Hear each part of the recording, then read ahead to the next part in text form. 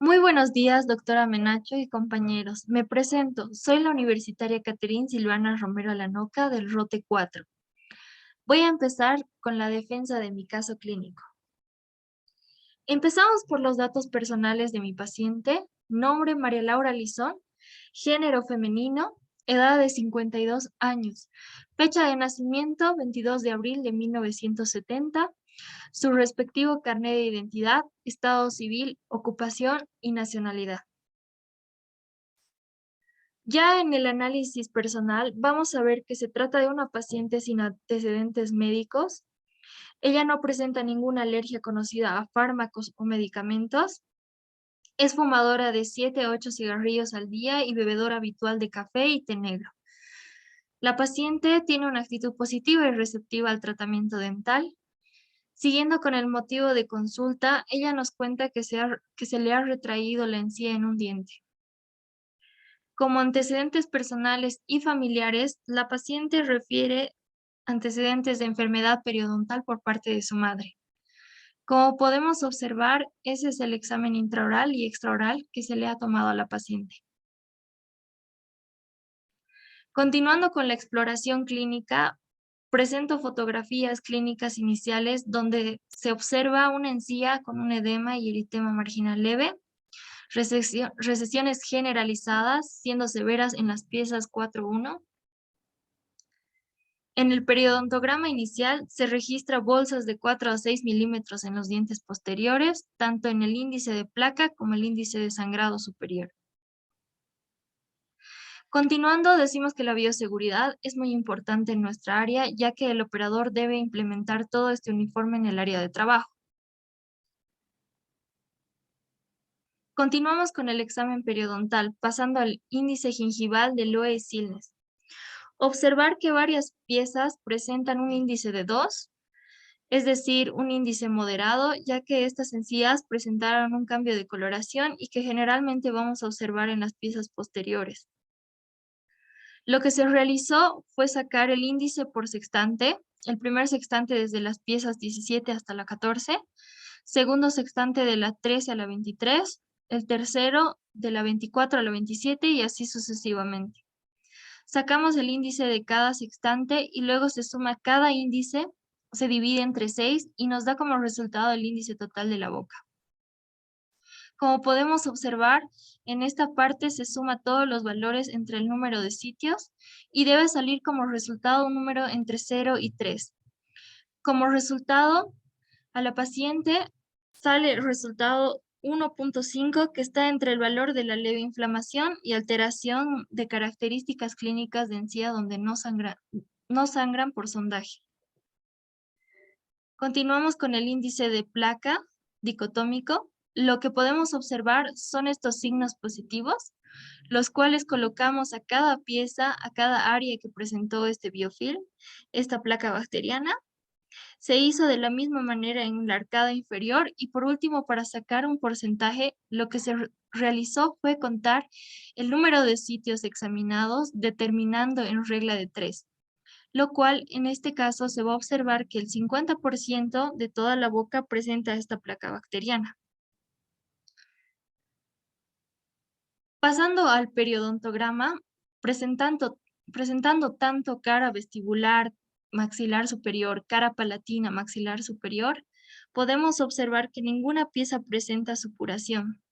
Sangramiento sí, a las respectivas piezas dentarias, movilidad ninguna, lesión de furca ninguna. Luego determinamos la posición de la encía y posteriormente con la ayuda del periodontómetro se determina la profundidad del surco, como se puede observar, y por último, con la posición de la encía y profundidad del surco se va a determinar el nivel de inserción.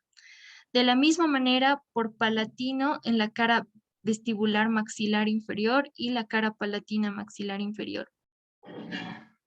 Se sigue el mismo procedimiento de acuerdo a los respectivos valores. Seguimos con la exploración radiográfica de la paciente. En la serie radiográfica se va a observar una pérdida ósea generalizada horizontal moderada y localizada avanzada en los incisivos inferiores.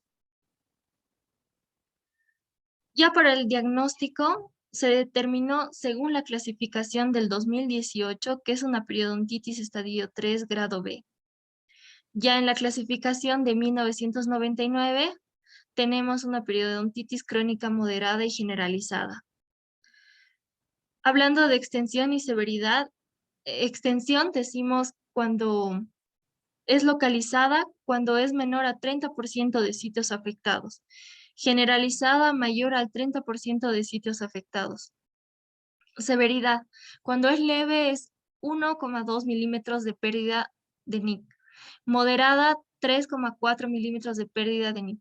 Severa, 5,6 milímetros de pérdida de NIC. Continuando con el diagnóstico periodontal, decimos que la periodontitis estadio 3 grado B se debe a una pérdida de hueso interproximal, tercio medio de la raíz, extensión que está localizada hasta el 30% de los dientes, generalizada más del 30% de los dientes.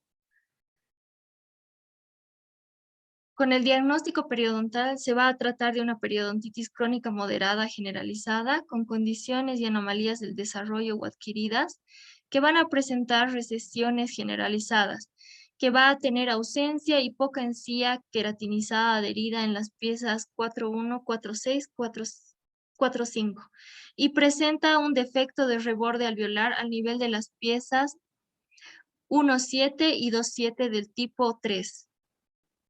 El plan de tratamiento se va a basar en la fase sistémica que se va a realizar para el hábito tabáquico, en la fase higiénica o fase 1. Se va a realizar motivación e instrucciones de higiene oral junto con raspado y alisado por cuadrante en la fase quirúrgica o fase 2. Se va a realizar cirugía que presenta en los restantes 3.6 y si la cirugía de recubrimiento radicular en la 4.1. Por último, en la fase de mantenimiento o fase 4 se va a realizar un mantenimiento periodontal cada 3 meses y una férula de descarga. Las fases de la cirugía de incisiones van a ser las siguientes: incisiones, desbridamiento, cirugía ósea, sutura, instrucciones postoperatorias. En la revaluación de la fase 2 se va a observar una reducción de profundidad de sondaje en las zonas intervenidas compatibles con salud. Y en la revaluación al año se ve que continúan con un aspecto saludable y los periodontogramas prequirúrgicos muestran un reloj de resolución completa de las bolsas. El plan de tratamiento, después de recopilar toda esta información con la anamnesis, los índices y el periodontograma, pasamos a la fase heterotrófica. Es decir, que vamos a realizar la eliminación de esta placa bacteriana. Para ello se va a utilizar los siguientes instrumentos como las curietas universales, curietas Gracie, raspadores, asadones. Se realiza un raspado subgingival y supragingival y un alisado. Es decir, que se retira todos los agentes irritantes. Ya pasando a la fase de rehabilitación, es en este punto en el que nosotros educamos y concientizamos a nuestro paciente para que éste pueda adoptar mejores hábitos de higiene bucal, como se le debe indicar cuál es el correcto cepillado de sus piezas dentarias, también indicarle que debe usar elementos auxiliares como ser el hilo dental, un enjuague bucal, que son muy importantes, y por último la fase de mantenimiento. El paciente debe ir a un control cada 3 meses para ver en qué estado están sus tejidos blandos, tener control de la placa bacteriana de estos elementos irritantes y por último la actualización de la historia clínica. Gracias.